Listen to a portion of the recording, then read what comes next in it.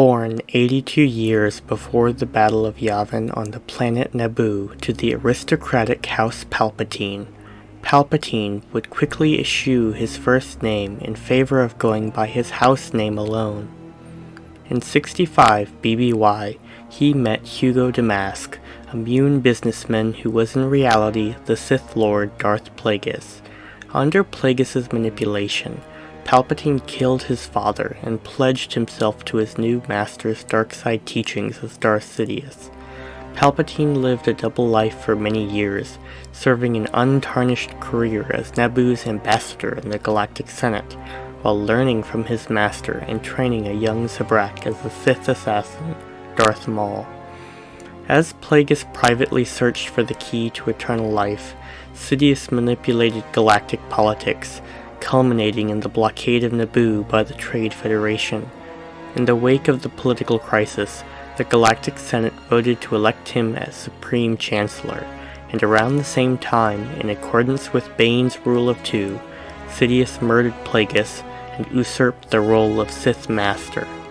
As Chancellor of the Republic and Dark Lord of the Sith, Palpatine orchestrated the outbreak of the Clone Wars just 10 years later, manipulating the rise of the Confederacy so that he could play both sides of the war.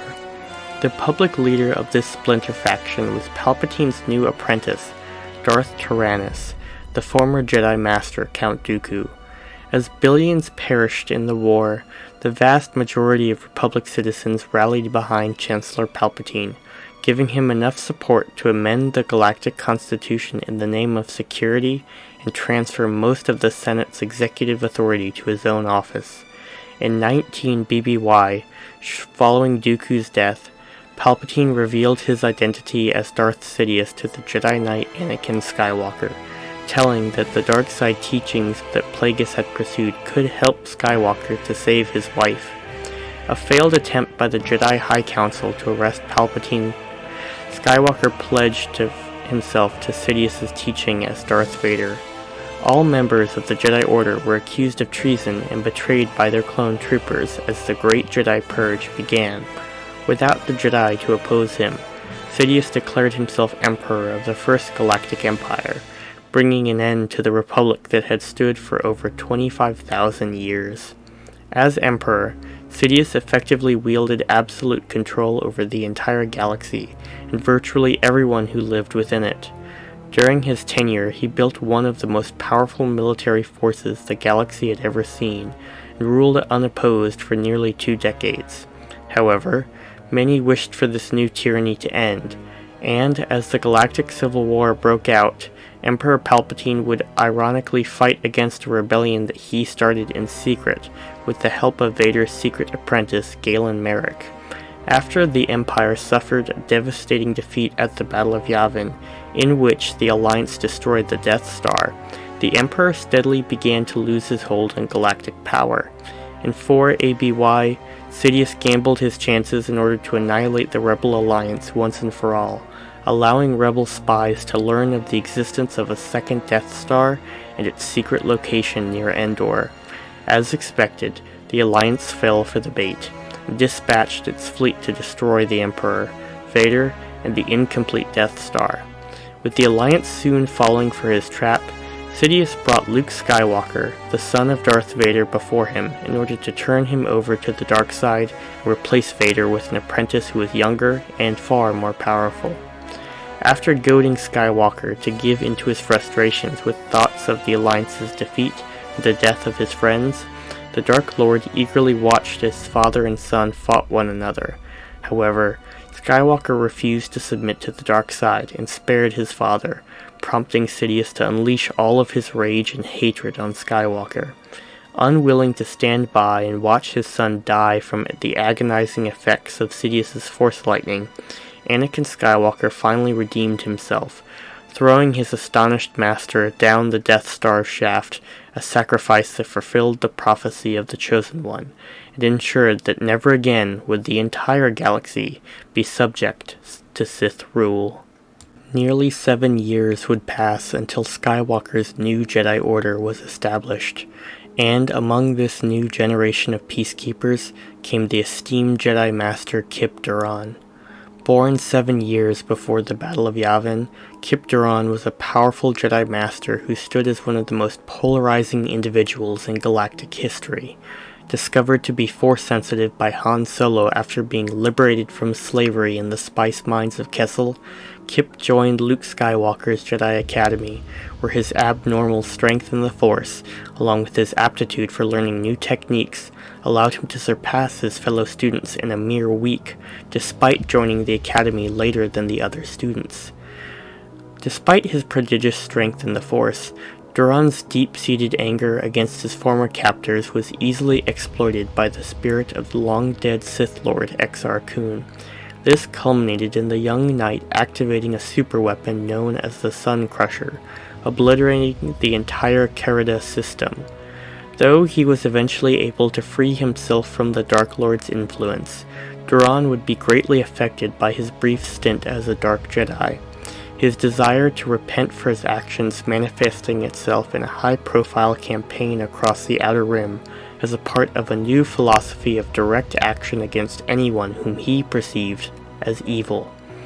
When the extragalactic Yuuzhan Vong attacked the galaxy in 25 ABY, Durron was one of the first masters to meet the threat, losing his apprentice Miko Regalia and many other Jedi in the opening salvos of the war. His policy of assertive action was enhanced by this new conflict. Durron began leading like-minded Jedi to war against the wishes of Master Skywalker.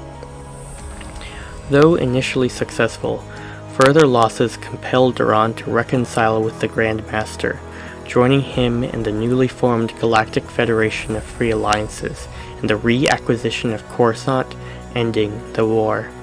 Following this victory, Durron would be granted a seat on the Jedi High Council, serving as one of the body's leading and most outspoken members. Although peace would hold for nearly a decade, events would take a dire turn when intersystem conflicts on Corellia escalated into a full-scale galactic civil war in 40 ABY. Despite his past differences with Luke Skywalker, Durron would stand firm with the Grand Master when the Order was declared an enemy of the state, when Jacen Solo took over the government and attempted to put the galaxy under Sith rule as the Sith Lord Darth Kypus. Following Kypus' death at the hands of his twin sister Jaina Solo, the galaxy entered another period of peace and restoration under Chief of State Natasi Dalla, one of Durron's former imperial enemies. Dalla's policies included attempting to curb the autonomy of the Jedi Order, which Durron weathered along with his peers, and was instrumental in helping the Solos expose Chief of State Dalla for various illegal activities. Hello YouTube, this is the Phoenix Exalt bringing you the next installment of my Versus series. For this analysis, I will be using Emperor Palpatine during the time frame of Return of the Jedi, and Kyp Durron from the time frame of Fate of the Jedi. I will be pulling from Legends continuity along with any canon materials that do not directly interfere with previously made Legends materials. Due to the fact that the Disney Story Group is going in a direction that is neither original nor creative, I will not be using canon as the main point of Star Wars media for my videos. As for the 2008 show, Star Wars The Clone Wars, I will be using the episodes, arcs, and tie-in materials for Palpatine that do not contradict or diminish his feats elsewhere in the Star Wars lore. Additionally, I will not be touching on the Yoda vs. Palpatine duel in the show, as it was for all intents and purposes a dream sequence, and as such not a real contest. As for the Dark Empire comic arc, I will be referencing it, but I will not be using the Palpatine presented in that arc, as it became clear that Palpatine was limited while inhabiting clone bodies, and could only use the Force a limited number of times before his host body withered and died. With that out of the way, I would like to remind everyone watching that I own none of the characters, art, music, or other media depicted in this video, and all rights to them go to their respective companies. With that out of the way, I present to you Emperor Palpatine versus Kyp Durron. If some of the most powerful individuals of the Jedi and Sith orders met on the battlefield, who would be the victor?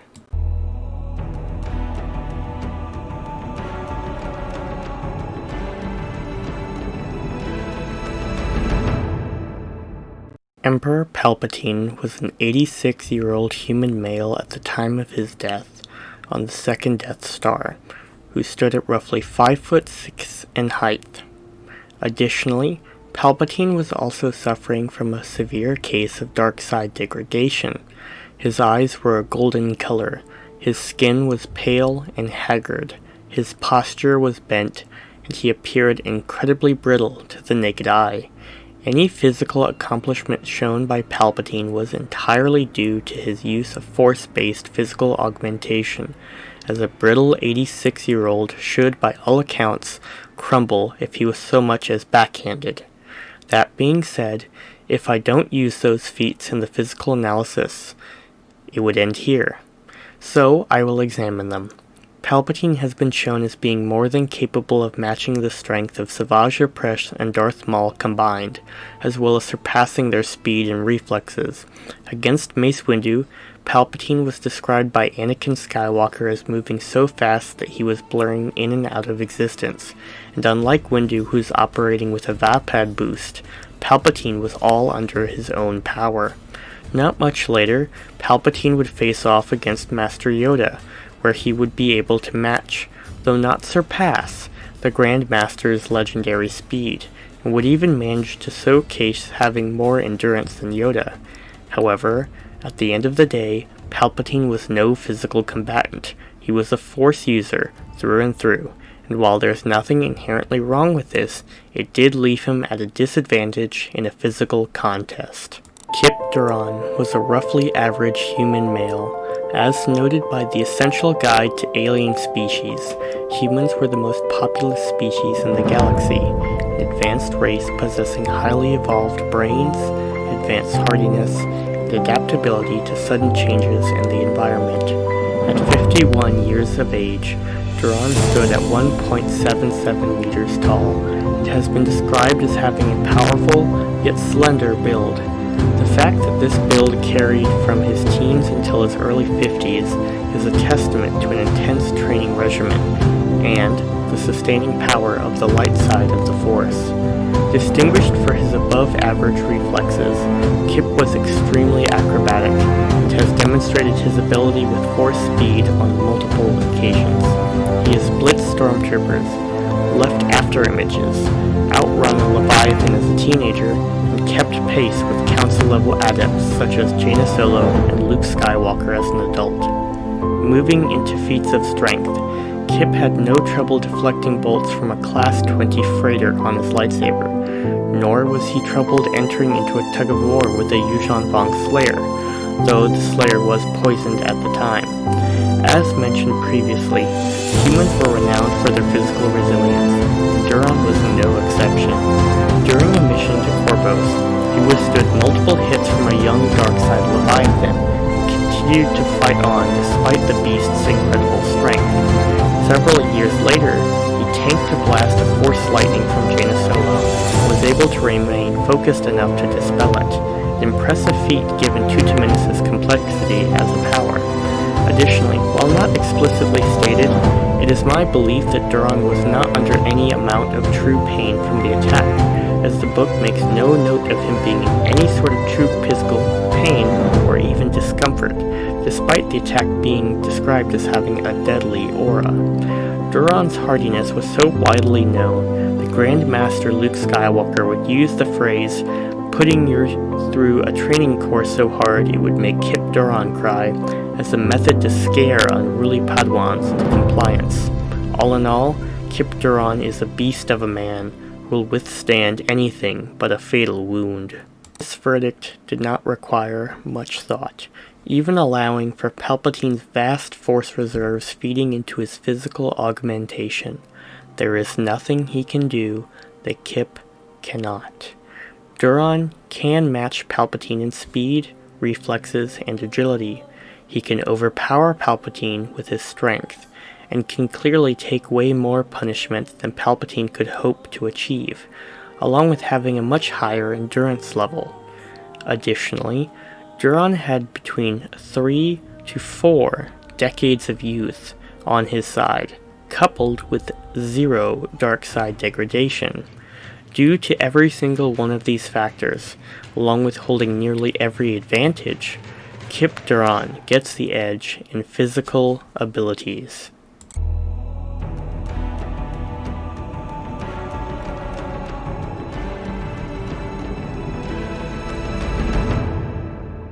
At one point in time, Darth Sidious was likely one of the greatest lightsaber duelists in the history of his order. He has been credited with a mastery of all 7 forms of classical lightsaber dueling, with a distinct preference for Form 7, Juyo. Palpatine had an extremely aggressive dueling style, and augmented his swordplay by using force speed and strength. His style was a combination of brutal aggression and lethal precision, using Juyo as the barest framework of a seemingly free-form style. That being said, by the time of Revenge of the Sith, he was clearly out of practice, and by the time of Return of the Jedi, likely even more so. To explain this, you have to understand where I'm coming from.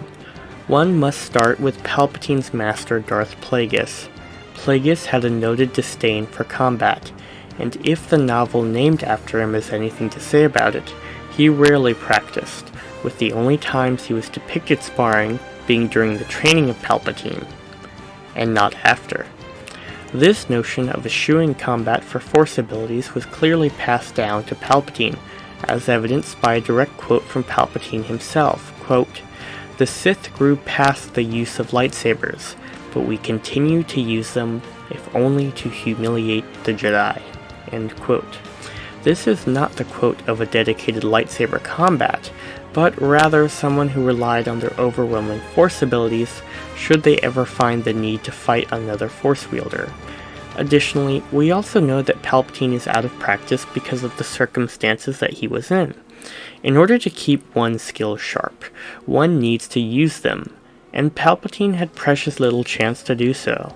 Even while Plagueis was alive, they rarely met, and shortly before Plagueis' death, there had been a 2-decade period in which the two would not have met face to face. While it is true that Palpatine would face Maul at least once while he trained him, such a young version of Maul can hardly be called a threat, and based on the way that Palpatine describes the duel later, it seems clear he was going easy on him. During his time as Chancellor, Palpatine would rarely have time to himself, and what time he did have was put towards furthering the start of the Clone Wars, or managing both sides of the conflict. His only potential sparring partner that could hope to face him equally was Dooku, and Dooku was not someone that Palpatine could allow to believe that he was at a similar power or skill level, especially considering that Dooku operated far away from his master and was in command of one of the largest armies the galaxy had ever seen. Additionally, Palpatine could not afford to cut loose during this time, for fear of allowing the Jedi to sense his presence, and it is telling that Palpatine chose to hide his preferred lightsaber in a statue in such a way that it could only be retrieved once in a time of need, and there would be little way to hide what had been done in the statue. Palpatine never sparred with Vader, and only pulled out his lightsaber on very rare occasions. Despite this, Palpatine would find the time to duel Darth Maul and Savage Opress on Mandalore during the Clone Wars. On Mandalore, he would slay Opress and defeat Maul. However, this duel also provides key insights into how Palpatine behaved as a combatant. During the duel, Palpatine is seen performing moves that should be either completely useless or downright suicidal. However, this is where Palpatine's physical augmentation comes into play. In the words of fellow YouTubers Evan Nova 95, Ready4, and Gen Sarai 1, if a master swordsman faces off against a beginner, the master will win. However, if the beginner can move at the speed of light, then the master will be dead 1,000 times over before the first second is passed. While Palpatine cannot move at the speed of light, the point remains the same. Palpatine could augment his speed and strength to ridiculous levels. His wide sweeping slashes that would leave any ordinary swordsman open to a deadly follow-up are of no issue because he can recover so quickly, as if there was no opening. His augmented strength is such that a butterfly block, or behind the back block, that any fencer will tell you is never to be attempted in combat, does not in fact result in his death, but rather he instead pulls it off and uses it as an effective counter to disarm and kill his opponents. The reason that Palpatine is a crappy duelist technically speaking is also why he is near unbeatable, because his force power is such that he can afford to perform maneuvers that would be suicidal to anyone else. But because he can augment his strength and speed to ridiculous levels, he doesn't need to have an excellent technique.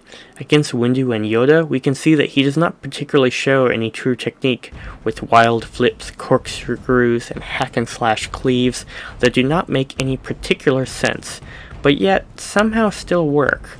The intention of this is not a bashing of Palpatine, but rather explaining what I see as factual.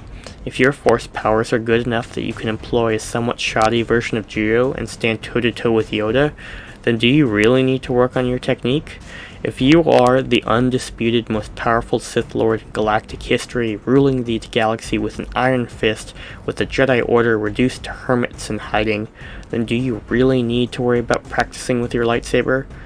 Or would you do as Palpatine did, and allow Vader to do the heavy lifting while he practiced with the Force?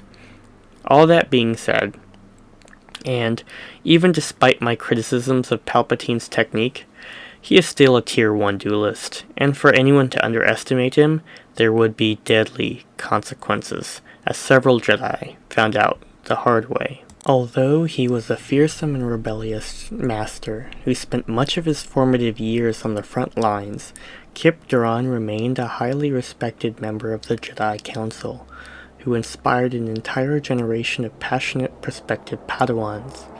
In terms of accolades, Durron was counted as one of the greatest blades beings the new Jedi Order ever produced. Grand Master Luke Skywalker regarded his skills as equal to that of renowned Jedi Battle Master Kyle Katarn, and greater than that of Council Master Kligal. Durron's capabilities were such that he was one of 3 Jedi Masters considered for the position of head of a strike team to hunt down and capture or neutralize Darth Kypus, the same Kypus who just weeks earlier had gone toe-to-toe with Luke Skywalker and lived to tell about it. Shifting to direct feats, Kyp is analogous to Yoda in that he only has a few dueling feats to his name, and in terms of fights with beings equal to his level, Durron has only been depicted facing 2 opponents equal to him in skill. However, like Yoda, this is not necessarily an issue, since his 2 opponents are extremely talented swordsmen, who are well documented in terms of skills and power.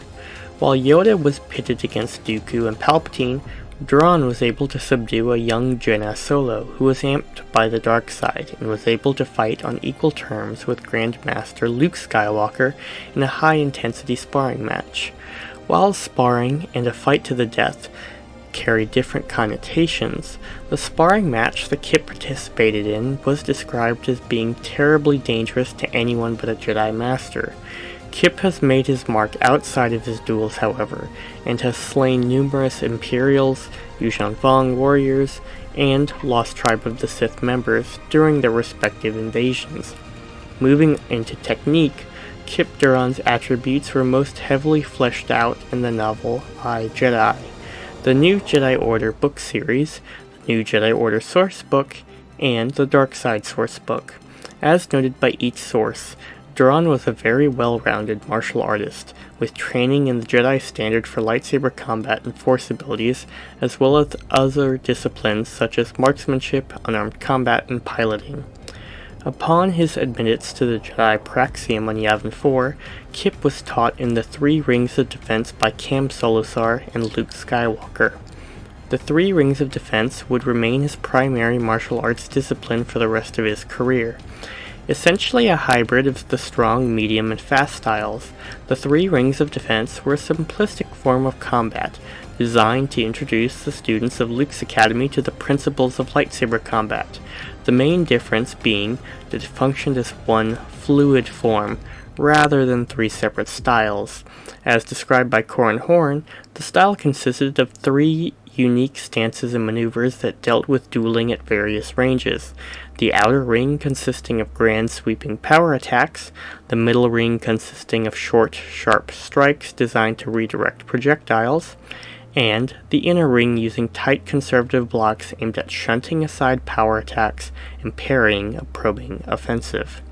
Durron's offense could best be described as a tempered storm, using pinpoint power blows to attack his opponents. He reinforced these attacks with integrated force abilities, having a particular fondness for telekinesis and lightning. Shifting over to defense, Kyp Durron's personal style took full advantage of middle and inner ring logistics. When engaging other duelists, he relied on tight conservative parries to shunt aside attacks, and a precise shift in weight or stance to enable swift evasions. During his match with Luke Skywalker, with Luke on the offensive, Kyp Durron would adopt a defensive stance, meeting the Grand Master's assault with equal speed and tight, efficient movements. This implies that Kyp Durron is at least as fast as Luke Skywalker when it comes to lightsaber dueling, as he seemed to be able to defend the Grand Master's assault without a large degree of difficulty. Though arrogant in his youth, Kyp Durron grew to be a highly experienced, if somewhat aggressive, tactical fighter, distinguished amongst his peers for his craftiness and determination. Like many counselors of his caliber, he is capable of being dropped in cold in a high variety of situations, and making quick and effective decisions to respond to them. Though rarely employed, the Jedi Master was highly skilled in the use of body language to goad adversaries. Durron could also be quite analytical when the situation called for it, often taking the measure of his opponents in order to adjust his attacks and respond accordingly. In conclusion, Kyp Durron was an all-around outstanding combatant, possessing skills high enough to challenge the very best of his era on equal terms. Alright, so, based on feedback, it has occurred to me that I have not adequately explained why Kyp Durron is so lethal. And part of the problem with that, I've decided, is that it's not so much a question of Durron's skill set, but rather how that skill set carries over into real combat. And in this case specifically, how it would carry over against Palpatine. Durron may not be credited with mastering the classical forms, but to suggest that he did not know of their existence would not be true. The New Jedi Order had rediscovered the texts that detailed the forms by the time of the Jedi of Jaina Solo's generation, and had begun serious training in them, likely thanks in part to Jedi such as Kukruk that had survived Order 66 and managed to rejoin the Jedi Order at Luke's Academy. Therefore, considering Durron's prowess with the blade, it is not unreasonable to assume that at the very least, he knew how to combat the form stylists, if not directly incorporating them into his personal fighting style. Additionally, one does not duel Luke Skywalker on an even footing without some serious skill to back them up. Given all these factors, and considering Palpatine's distaste for lightsaber combat, I feel confident in giving the edge in martial arts and lightsaber dueling to Kyp Durron.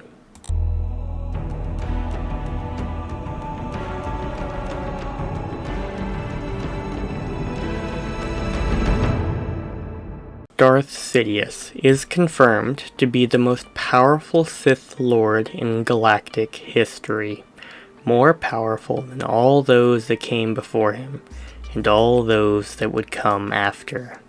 By how much of a margin this was is unknown, though when looking at the likes of Darth Bane and Darth Krayt, we can see that it is not unheard of for a Sith Lord to get fairly close to Palpatine's power level. Count Dooku, Luke Skywalker, and Darth Vader have all described Palpatine's force presence as a black hole from which no light could escape. It has been said that Palpatine's relationship with the dark side was so deep that the dark side was in his possession, and him the dark side's possession. Luke Skywalker himself stated that Palpatine was the only truly irredeemable person he had ever met, and viewed Palpatine as the dark side's most powerful expression. There is some misconception as to what Palpatine was and was not capable of, however. Palpatine is not a master of all Force powers, nor is he capable of using all of them. This is due to a variety of reasons. One being that certain powers were not in fact discovered yet. Some are only available to lightsiders, and some powers cannot be learned, and a user must be born with. However, before we can get into the things that Palpatine cannot do, let us examine what he can. As mentioned previously, Palpatine's mastery of physical augmentation was prodigious, allowing his brittle, elderly body to keep pace and in multiple cases simply outclass some of the greatest combatants of his era.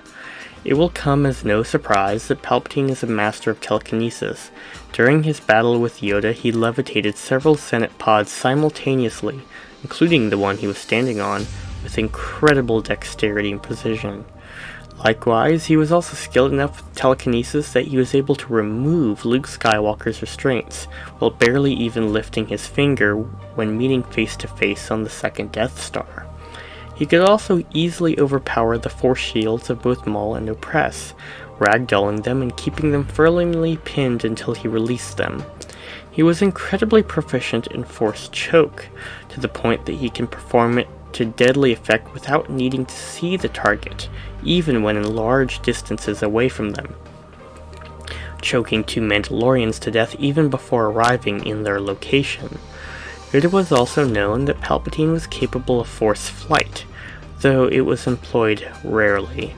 By far, Palpatine's favorite power was Force Lightning, and was known to use this both as a lethal attack and as a way of torturing his enemies. If used to its full potency, he could instantly flash fry his victims. His proficiency with the power was such that despite launching his lightning at a Vapad-boosted Mace Windu, it not only nearly overwhelmed Windu, but also nearly caused Windu's saber to bend to Palpatine's will when locked in combat with the latter's lightning. Despite Yoda's ability with Tuta Menace, Palpatine was able to catch Yoda off guard with his lightning, throwing the Jedi Master into the wall, and later on in their duel was able to disarm him of his lightsaber with a powerful blast of lightning, despite the Grand Master's attempts to ground it, and subsequently nearly overwhelmed Yoda's efforts to absorb it. However, it should be noted that Yoda ultimately succeeded in absorbing the attack. The resulting explosion of Force energy not only overwhelmed and blasted Sidious aside, but also separated Yoda from Sidious, allowing the Jedi to flee. As for telepathic abilities, Palpatine was nothing short of a Tier 1 master. His psychic commands could last years after his death, such as the case with Mara Jade. And as for his active abilities, he has actively dominated the minds of countless beings, but most notably that of General Grievous, who was normally resistant to such forms of attack. As an offshoot, Palpatine was capable of Sith battle coordination. The power involved both a standard battle meditation crossed with psychic domination. Most notably, Palpatine used this power during the Battle of Endor. However, the power came with two hidden costs. The first was that over time, commanders would become used to fighting while being controlled, and as such their effectiveness could be reduced when not operating under the power. The second cost was that the user was suddenly pulled out of the meditation by an attack, or in Palpatine's case by his death. Those under its influence would receive a much sharper blow to their morale and effectiveness, as opposed to being pulled out of normal battle meditation, Palpatine's death being a major cause of the defeat over Endor, despite the Empire's greater naval strength. Palpatine would grow to become a highly accomplished and knowledgeable master of Sith sorcery. He rediscovered the long-forgotten art of creating chrysalids, and used it to alchemically alter rancors into fearsome chrysalis beasts, used as his pets in the Citadel on Biss. Palpatine was also capable of pyrokinesis, an offshoot of telekinesis that was centered around manipulating flames, though whether or not Palpatine could actually summon flames like some members of the Night Sister tribe is unknown. Palpatine also rediscovered the ability of essence transfer, capable of shunting his consciousness into any body that had a will weak enough to allow him to do so. Next, we have Force Drain, which Palpatine seemed to be able to use to some extent against the population abyss, though he has not been shown using the power in combat with near the proficiency that Darth Nihilus and Krayt achieved. Palpatine's most powerful power was the Force Storm ability, a dark side technique which he himself discovered, and that had enough power to kill an entire world. Using his anger and his will, he was able to rip the space-time continuum and create a hyperspace wormhole. This wormhole could cause instant destruction, or specifically transport a being to a location of his choosing. However, given how grand-scale the Force ability was, and given that Palpatine himself noted that it takes intense concentration, its usefulness in single combat and on an even playing field is likely negligible. Now we come to the things that Palpatine cannot do, and to put it simply, it's anything I haven't said yet. He cannot use Shatterpoint or Dark Transfer. Palpatine has never been credited with the Shatterpoint ability, and furthermore none of his depictions have ever alluded him as to having the power. This leads Palpatine as also not having the Dark Transfer ability, which Palpatine is unable to use for two reasons. The first is that it was not discovered until over a century after Palpatine's final death, and the second is that Shatterpoint is a direct prerequisite to Dark Transfer, and therefore Palpatine will not have access to that ability either. This is not the fault of Palpatine, nor is this intended to diminish his accomplishments, but too many times do people overestimate Palpatine simply because of his power level. Is he Tier 1? Yes. Is he near the top of Tier 1? Also yes. Is he the top of Tier 1 for Sith? Yes. Does this mean he's invincible? No. The second oldest son to two non-forceful parents, Kyp Durron was one of the most powerful Jedi in the Jedi Order's history, boasting a nearly unparalleled connection to all aspects of the Force. As far as his relation to his peers in terms of power level, Kyp considered himself to be more powerful than Grand Master Luke Skywalker. However, my doubts about this particular statement are numerous. First, that statement was made by Kyp during Kyp's younger years, as a Jedi Master, and as previously stated, Kyp is known for being somewhat arrogant, and Durron himself admits in the same sentence to having the same belief from the moment he met the legendary master at the age of only 18, 1 year younger than Luke was at the start of A New Hope. Next, this assessment was based on what Force feat Kyp believed would tire out the Grandmaster quicker than him, and not on any sort of contest of Force strength, nor was there proof on Durron's part of the Grandmaster being more easily tired by those same feats.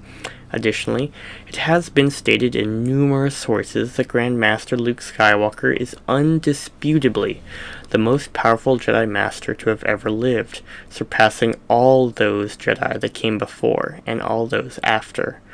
This is, if nothing else, proof that Durron was at the very least less powerful than the Grand Master. That being said, being a serious contender for the second most powerful Jedi to ever live is definitely an incredible feat to Durron's name. While Luke himself has never weighed in on Durron's respective power level, the Grand Master has repeatedly praised Durron as one of his greatest students. Skywalker has repeatedly applauded Durron's power in the Force and referred to him as frighteningly powerful. Even other members of the new Jedi Order were not above praising Durron's strength, with both Jaina and Jacen Solo during the time frame of the mid-Yuuzhan Vong War, noting just how powerful Durron was, and Jedi Knight Worth Skidder estimating Durron's strength was at least somewhat comparable to Grand Master Skywalker. As mentioned previously, Durron's prowess with physical augmentation was prodigious, having traded blows with Yuuzhan Vong's slayers without too much difficulty. He has also used the Force recovery techniques to help heal himself after forcibly crushing himself into a metal cylinder in order to escape the Sun Crusher's superweapon. Moving into the realm of energy-based powers, Kyp Durron had a strong affinity for Force lightning. Though it varied in color and composition depending on his mental state, Durron's summoned lightning was just as deadly as those summoned by the Lords of the Sith, which was unusual for a Jedi, as it is noted that not only is the ability to summon lightning rare among Jedi, but is usually much weaker than true Sith lightning. And while he has overwhelmed the Tutuminous defenses of Luke Skywalker as an 18-year-old, he only did so after being power-amped by the spirit of Exar Kun, and it also should be noted that this was a pre-prime Luke Skywalker, who had only held the title of Jedi Master for little more than a year. Speaking of Tutuminous, Durron possessed a high level of skill with the power, being able to deflect blaster bolts and dispel bursts of force lightning. Though the power level of lightning that he could reliably disperse is unconfirmed, though not counted as one of the great telepaths of his era, Durron's skill in this field should not be discounted. He has used force persuasion to influence crowds, used force concealment to hide his signature, and force bonds to communicate over long distances. Durron was also able to use the rare Battle Mind ability that would inwardly boost his own morale, along with the Insidious Knowledge Drain ability that was used to forcibly rip information and memories out of a target, usually in what is described as a traumatic psychological experience for the recipient. Kyp also possesses an ability with Farsight, though the specifics of his range and scope with this power are unknown. As far as more esoteric abilities are concerned, Kyp Durron is one of only a handful of combatants from across the galaxy capable of using both the Aura of Uneasiness and the Alter Environment abilities. The Aura of Uneasiness was a dark side power that caused the caster to project an invisible shroud of energy that caused all to walk inside of it to feel a general sense of malaise. The effect on weak to non-force wielders was an inability to fully concentrate on the battle at hand. Alter Environment was a neutrally aligned power that allowed the wielder to control various aspects of nature. In Durron's case, he has been shown calling down lightning bolts from the heavens, deadly enough to kill a young Leviathan in one shot. Last, and certainly not least, we have Kyp Durron's specialty and most impressive power, telekinesis. In terms of offense, his force blasts were enough to incinerate multiple rats, hurl massive boulders, and push back concussion missiles mid-flight. At multiple points during the Yuuzhan Vong War, Durron used force waves to move, crumple, or outright destroy medium to large starships. Feats all the more impressive considering they were accomplished instantly and without notable exertion on his part. In more subtle uses, Durron has used the Force to disarm opponents and throw loose objects at his opponent with deadly accuracy, Luke Skywalker having compared the speed in which the objects are thrown to a Yuuzhan Vong thud bug assault. Kyp Durron has also proved he can reliably penetrate the barriers of council-level opponents. Having ragdolled Jaina Solo and Corran Horn as an adult, Durron supported his offense with its strong telekinetic defenses. It has only been shown having them penetrated once by Council Master Kent Hamner, and this was arguably a fluke as Durron was currently engaged with Corran Horn, who has almost no aptitude with telekinesis, and so Durron might not have even had his active guard up at the time. Finally, we have the most impressive feat in Durron's arsenal that not only cements him as one of the most powerful Jedi of all time, but a feat that has only ever been accomplished by one other, Jedi Grand Master Luke Skywalker. During the mid-stage of the Yuuzhan Vong War, Durron channeled the largest amount of power he could muster in the time allotted, and successfully stopped and moved a black hole that had been created by a Dovin Basal. Given the fact that a black hole the size of a nickel has more mass than the Earth, and that this black hole was at bare minimum the size of a starship, this feat is nothing less than one of the top 10 Force feats in the Star Wars universe. This verdict is the most important when it comes to any matchup involving Palpatine, and so I will do my best to give both combatants their fair share. In the raw power department, it is my opinion that Kyp narrows out Palpatine in this regard, based on observed feats of telekinetic strength. Palpatine likely has a slight edge in lightning as he put more time into developing that power than Durron. At the end of the day, this verdict is not so much about raw power, but rather developed power, which are not at all the same thing. Raw power can be most commonly equated to the potential of a given combatant. This is the amount of power that a Force sensitive is capable of drawing on, given the right circumstances. Anakin Skywalker is the perfect example of a combatant that has lots of raw power, but comparatively small developed power. Normally, Anakin is only capable of drawing on a small amount of his potential due to his lack of training and careful study. However, when placed under duress or special circumstances, he is able to ramp up the power and contend with the likes of Count Dooku. Developed power is the power level that a Force-sensitive can reliably draw on in the midst of combat with no special circumstances. Luke Skywalker is the most notable example of this, continuously raising his developed power level as new abilities open up to him as time goes on, fully utilizing the potential afforded to him by his bloodline. Palpatine is another example of this, and as he has explored every aspect of the dark side that was available to him, and made use of those powers, Kyp Durron does not have the same percentage of developed power to potential that Anakin had.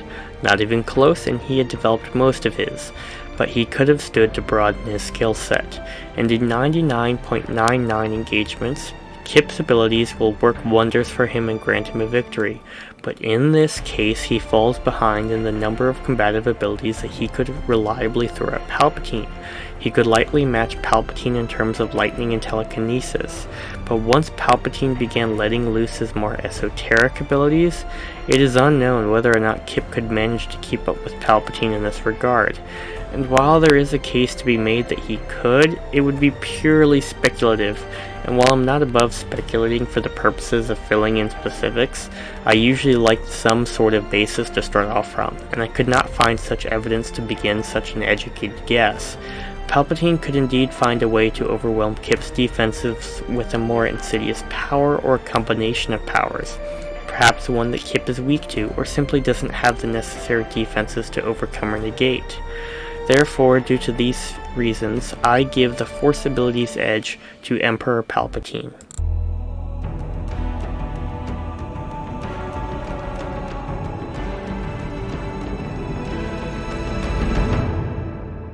Emperor Palpatine was typically armed with a single-bladed lightsaber of elegant design, powered by a red synthetic crystal.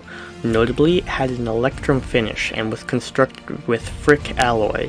The alloy allowed his weapon to be incapable of being destroyed by another lightsaber in the middle of a duel.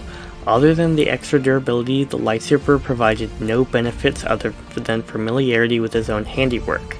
Palpatine also wore the black Sith robes of his order, with there appearing to be no special benefits to its function other than clothing purposes. Kyp Durron wields a lightsaber with a purple-hued crystal as the focusing lens. The hilt is standard and there are no extra benefits save familiarity with his handiwork. Durron also wore a somewhat unique set of Jedi robes, however they were standard in terms of their functionality and so provided no benefits. Due to the fact that both combatants wield fairly standard lightsabers with no benefits, no edge will be given for weapons and equipment.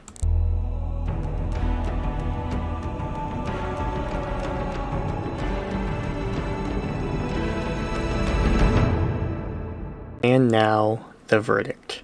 For this fight, let's say it takes place in the Supreme Chancellor's office on Coruscant, with multiple loose objects of various sizes for the combatants to use. Additionally, let us assume that for the purpose of this fight, neither combatant recognizes the other, because one or both combatants recognizing each other would cause an uneven playing field. Additionally, neither combatant will have time to prepare for the battle, and the fight will start with both combatants in full view of each other. As the final tally for this matchup, I see the victor winning 7 times out of 10. This will be a description of one majority victory. Let us begin. The fight between these two powerhouses would never end so early, though the saber duel portion of the fight probably would. More on that later. Kyp is unlike Luke Skywalker in that he would be letting loose with his full power from the start and attempting to meet Palpatine head-on. As for the saber duel, given Palpatine's preference for his Force abilities, it is entirely possible that Palpatine may choose to never draw his lightsaber. However, if he did, and if he crossed blades with Kyp, he would soon realize Durron's superiority as a dedicated martial artist. At that point, Palpatine would disengage, as he had with Yoda, and focus on a Force duel where he can leverage his own power. On Kyp's end, he would quickly realize his opponent's skill and power level, and would likely have his defenses on high alert for the rest of the fight. Like the only combatant in danger of Getting tagged this early is Kyp, who has to ensure that he does not underestimate Palpatine's talent with the blade or overwhelming power. The mid-fight would see Palpatine ramping up the power, and Kyp being forced to accept a sudden reversal in the battlefield. Palpatine's telekinesis would be matched by Kyp's own. Palpatine's lightning would be absorbed or redirected back at its caster. Thrown objects would either be stopped or disappear in a flash of violet light. Palpatine would draw increasingly on his hatred, drawing on his power in the way that he had against Windu and Yoda. The hatred and anger would only be exacerbated by Kyp's continued survival. However, unlike his match against Windu, Palpatine did not wish to prolong the fight. He would soon realize that Kyp does not have many tricks up his sleeve in order to combat someone of Palpatine's power level. The closest Durron had come to was a heavy sparring match against Luke Skywalker, and he had certainly never faced down a Sith of equal or near equal power level in single combat before, and this experience would begin to show as the fight dragged on. The late fight would see the fight reach its inevitable conclusion. By this point, Palpatine would be ramping up his power to its highest levels. He would be drawing on his rage, his hatred, his anger, and the fact that Kyp would have likely earned Palpatine's respect by this point as a Force wielder would only have increased his hatred. However, as time went on, Kyp would continue to take minor hits. A half second too slow here, a tad bit too overconfident there, would slowly add up to a Kyp Durron that was responding slightly slower to Palpatine's seemingly endless onslaught of Force abilities. It would not be a fast descent, far from it, and it is a testament to Durron's skill and power that even this late in the game he still might be able to pull out a victory, but any such victory would not happen a majority of the time, and, as a likelihood, what would be the first and only time in Kyp's life, he simply would not have the ability to take down the Sith Lord before him. And thus, I declare Emperor Palpatine, the penultimate Dark Lord of the Sith, the victor. It took some time to reach this verdict, as the two are very close in terms of power level. However, where I evidently landed on was comparing this matchup to the matchup between Luke Skywalker and Palpatine. Luke wins that fight by surpassing Palpatine in every regard. He has more power, more skill, more abilities, more durability, and even has a few tricks Palpatine can't perform. Kyp has the power, is roughly equal in skill, but lacks the diversity that Luke has. To make the problem worse, Palpatine has abilities that Kyp may have read about, but certainly has never faced before in combat, whereas Kyp has abilities that Palpatine has seen before, and even can use himself. This results in a combination that Kyp might be able to overcome, but not one that he could reliably overcome. And thus, the answer to this matchup becomes clear. Palpatine is victorious.